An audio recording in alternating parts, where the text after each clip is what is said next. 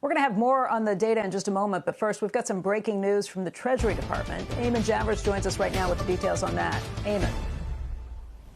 Yeah, Becky, that's right. The Trump administration Treasury Department is declining to name China as a currency manipulator in this new foreign exchange report that's just out this morning, in fact, breaking at this hour. They are, however, naming two countries for the first time, Switzerland and Vietnam, named as currency manipulators in this foreign exchange report. The Treasury Department officials briefing reporters just a short time ago said that both countries have upped their manipulation over the past year, and that is why they have been designated. This will now trigger a round of what they call enhanced engagement, basically diplomacy with both of those countries to encourage them to reset their currency practices. We'll see whether that bears any fruit. Obviously, this decision coming now just a couple of weeks ahead of a new administration coming in here in Washington, D.C. I asked Treasury officials if they had briefed the Biden incoming team, Janet Yellen and her landing team with the transition at Treasury on this decision. They said they had not briefed Janet Yellen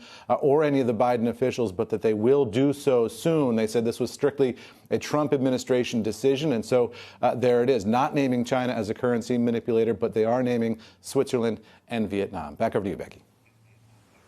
So we think they're manipulating the dong and the Swiss franc, but not the yuan. I mean, Eamon, what are we talking about, especially in these days of, central banks having so much influence over what's happening? What do we think they're doing to manipulate their currencies?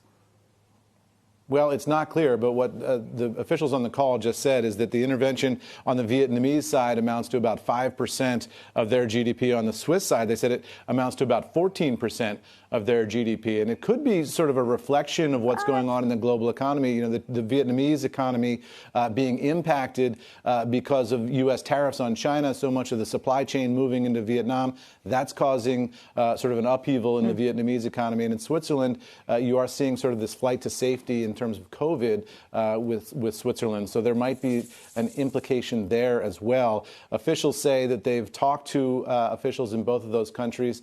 And the gist is they sort of don't buy the explanations from those countries, and they want to work with them on smoothing this out. It's not clear that this will bear any fruit, because under the law, you can designate them as currency manipulators, and it requires some period of negotiation, about a year's period of negotiation. And then after that, there are remedies available up to and including perhaps tariffs.